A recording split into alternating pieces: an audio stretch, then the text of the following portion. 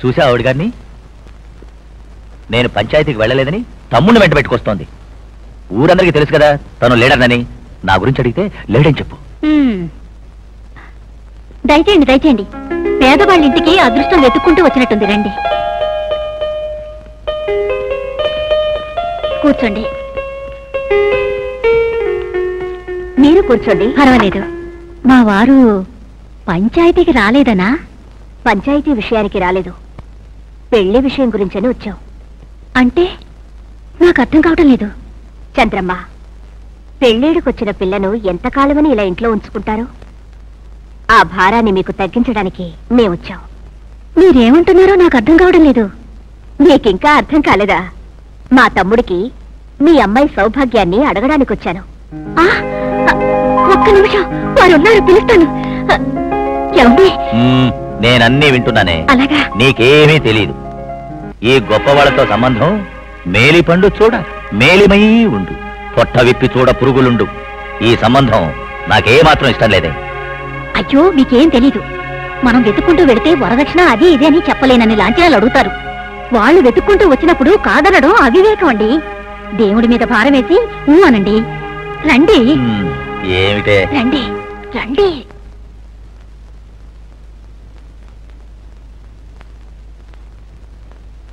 నమస్కారం నారాయణరావు గారు, బాగున్నారా?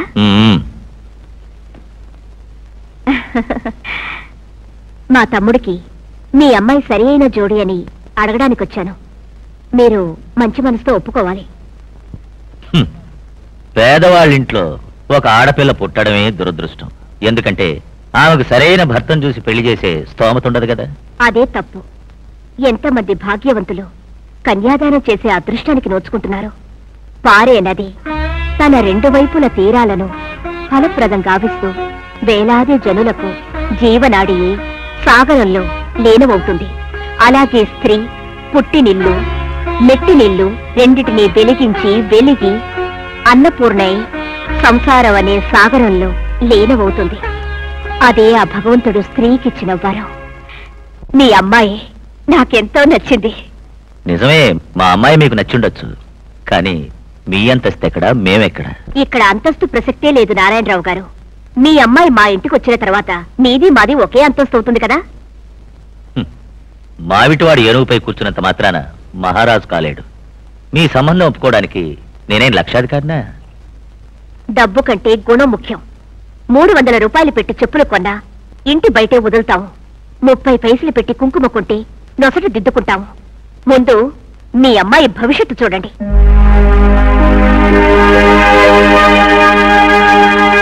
ఇంకెందుకు ఆలోచన? మా అక్క చెప్పిందంటే అయిపోయినట్టే. రమ్మను అమ్మాయిని. పెళ్లి కొడుకు ఈయనేనా? నేను కాదు పెళ్లి కొడుకుని, మా అన్న. నేను సెలక్షన్ చేయడానికి వచ్చాను అంతే.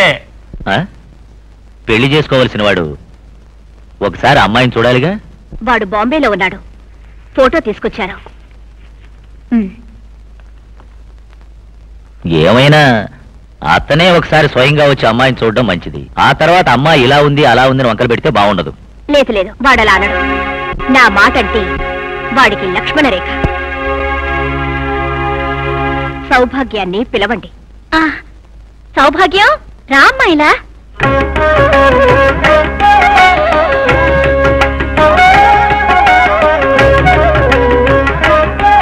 రామ్మా.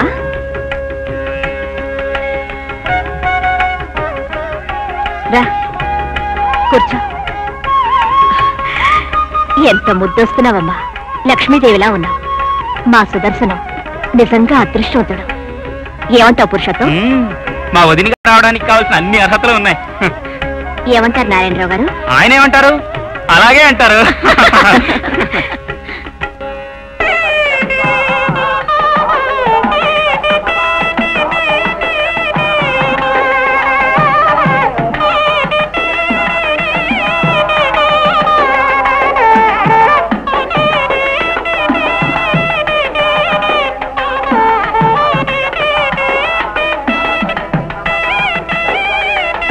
పెళ్లి కుమార్తెను తీసుకురండి. త్వరగా వెళ్ళి సౌభాగ్యం తీసుకురండి. అన్నయ్య చూసావా వదిన్ని? మాన సెలక్షన్.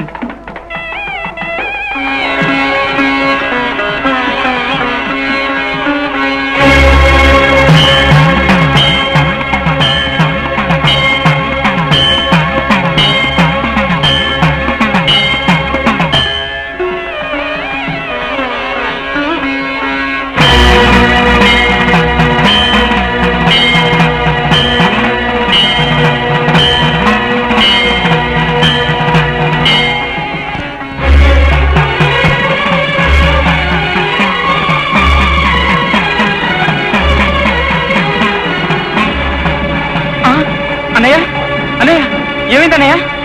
అన్నయ్య మాట్లాడన్నయ్య. అన్నయ్య బాబు ఏమైందన్నయ్య? బాబు ఏమైందిరా? మాట్లాడన్నయ్య. అన్నయ్య అన్నయ్య మాట్లాడన్నయ్య. మాట్లాడు. ఏమైందిరా?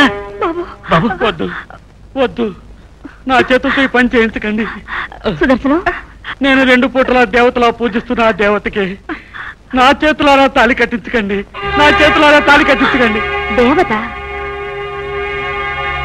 ఏమిటి పిచ్చి పిచ్చిగా మాట్లాడుతున్నావు? పిచ్చి పిచ్చిగా కాదమ్మా, నేను నిజంగానే చెప్తున్నాను. ఆమె పెళ్లి కూతురు కాదు, ఆ మహాతల్లి మారమ్మ. మారమ్మ? ఆ మహాతల్లి మెళ్ళలో నన్ను తాళి కట్టమంటున్నారే, ఇది న్యాయమా? నోరు ముయ్యరా. తాళి కట్టే సమయంలో ఇలా మాట్లాడితే ఎలారా? ఒక ఆడపిల్ల జీవితంతో నువ్వు మాట్లాడుకుంటున్నావు, ఇది నీకు న్యాయమా? నాన్న, మీకు ఎలా చెప్పాలో నాకు అర్థం కావటం లేదు.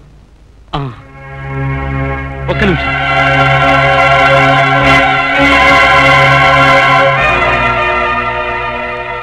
చూడండి, నేను చెప్పేది నిజమని ఇప్పుడైనా ఒప్పుకోండి.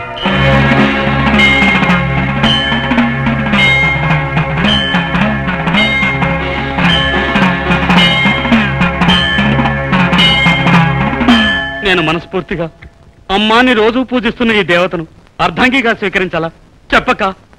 చెప్పండి నాన్న. నేను చెప్తాను. ఇన్నాళ్ళు ఎవరికీ తెలియని రహస్యాన్ని ఇప్పుడు మీ అందరి ముందు చెప్తున్నాను. ఒకరోజు దేవస్థానం వారు అమ్మవారి నెగిటివ్ ఇచ్చి ప్రింట్స్ వేయమని అడిగారు. అదేం గ్రహచారమో అదెక్కడో పోయింది. ఎంత వెతికినా దొరకలేదు. దేవస్థానం వారికి ఏం బదులు చెప్పాలో తోచలేదు.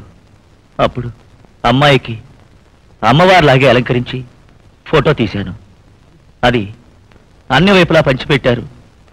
మీరు భావిస్తున్నట్టుగా అది మారమ్మ ఫోటో కాదు, నా కూతురు ఫోటో. ఇదే జరిగిన విషయం.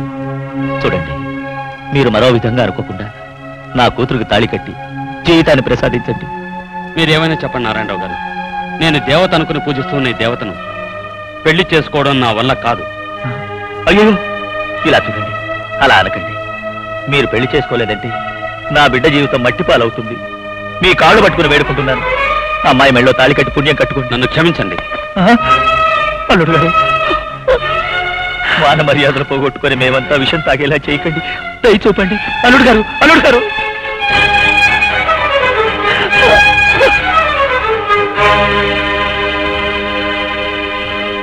ఊళ్ళో జనానికి సాక్షాత్ అమ్మ అనిపించుకున్న అమ్మగారు తృప్తిగా ఉందా? ఆ రోజు అమ్మాయిని చూడ్డానికి అబ్బాయిని రమ్మనండి అంటే వాడి సమ్మతమేమీ అక్కర్లేదు, వాడు నా లక్ష్మణ రేఖం దాటుడు అన్నారే. ఏమండి, ఈరోజు ఏమైందండి?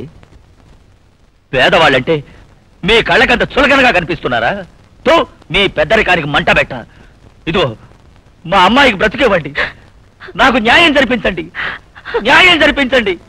ఏమండి, నా మాట వినండి. ఇదంతా నీ వల్లే జరిగింది. నీ మాట విని ఆ అమ్మాయి జీవితాన్నే పాడు చేశాను కదే.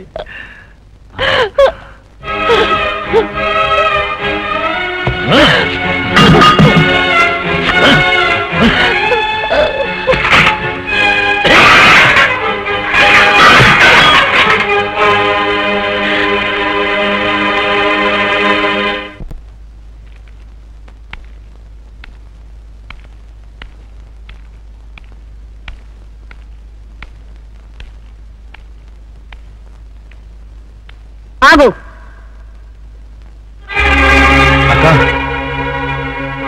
నువ్వు నన్ను అక్క అని పిలవద్దు. నీ దృష్టిలో నీ అక్క నిన్నే చనిపోయింది. నేను నీ అక్కను కాను, నువ్వు నా తమ్ముడివి కావు. అక్క, నేను అక్కని నీకు నా మీద ప్రేమ ఉంటే నిన్న ఊరందరి ముందు నా గౌరవాన్ని నవ్వుల పాలు చేస్తావా? నీ మొహం నాకు చూపించుకో. వెళ్ళకనిచ్చి. రాజేశ్వరి, ఎందుకమ్మా ఇంత ఆవేశంగా మాట్లాడుతున్నావు? అమ్మా, నువ్వు నీ కొడుకు తరఫున మాట్లాడు. అవును, ఆవిడ దేవతగా కనిపించినందువల్ల పెళ్లి చేసుకోలేదు. అందులో తప్పేమిటి? తప్పేమిటా? అదే మీ బిడ్డకు జరుగుంటే అప్పుడు అర్థమై ఉండేది. అన్యాయంగా ఒక అమ్మాయి భవిష్యత్తును కాళ్ళ కింద పడేసి తొక్కి పారేసరే, అది తప్పు కాదా? నేను పంచాయతీలో న్యాయాన్ని చెబుతాను. అదే మరింట్లో అమ్మాయికి అన్యాయం జరుగుంటే దాన్ని సహించుండేవాళ్ళవా? ఊరికొక న్యాయం, మనకొక న్యాయం. ఇది ధర్మమేనా? అదంతా తర్వాత మాట్లాడుకుందాం. సుదర్శనం, ముందు నువ్వు లోపలికి వెళ్ళు. వీల్లేదు. వాడి ఈ ఇంట్లో ఒక్క క్షణం కూడా ఉండడానికి వీల్లేదు. ఈ ఇంట్లో వాడైనా ఉండాలి, లేదంటే నేనైనా ఉండాలి. ఈ రెండిట్లో ఒకటి మీరే నిర్ణయించుకోండి. అమ్మా, ఏ రోజు లేంది ఈ రోజు నా వల్ల మీరెందుకు గొడవ పడాలి? అక్క ఒక ఆడది ఏనాటికి గడప దాటకూడదమ్మా. పైగా అక్క చెప్పిన దాంట్లో తప్పేం లేదు. నేనే వెళ్తానమ్మా. సుదర్శనం, ఏ రోజు ప్రేమతో మళ్ళీ రమ్మని పిలుస్తావో ఆ రోజే వస్తానమ్మా. వెళ్ళొస్తానన్నా. వస్తానక్క. ఇప్పుడు తృప్తిగా ఉందా? నీ కడుపు మంట చల్లారిందా? నీకు పెళ్ళి పిల్ల పాపలుంటే కన్న గడుపు కోత నీకు అర్థం అవుతుంది. అమ్మా, విన్నావా అమ్మా? నువ్వే నా సర్వస్వమని నిన్ను నేను పూజిస్తున్నాను. నాకెందుకమ్మా ఈ అపవాదు? ఈ ఇంటిని కట్టేటప్పుడు నీ పుట్టని పడగొట్టాలని వచ్చారు. నిన్ను నేను కాపాడుకున్నాను. ఆ రోజు నుంచి నువ్వే నా ఆరాధ్య దేవతని నిన్ను పూజిస్తూ వచ్చారు. నేను పెళ్లి చేసుకుంటే వచ్చిన వాళ్ళు నిన్ను బయట పడేస్తారని పెళ్లే చేసుకోకుండా నా సంతోషాన్ని నీకే అర్పించాను. అమ్మా, చూసావమ్మా, నాకు పెళ్లి కాలేదట, పిల్లలు లేరట. కన్న ప్రేమ గురించి నీకేం తెలుసని కన్న తల్లి నన్ను దూషిస్తోంది. ఎవరు ఏమనుకున్నా నువ్వు నన్ను నమ్మితే చాలమ్మా. అమ్మా, నువ్వు నా తల్లివి, నేను నీ బిడ్డనమ్మా, నేను నీ బిడ్డనమ్మా.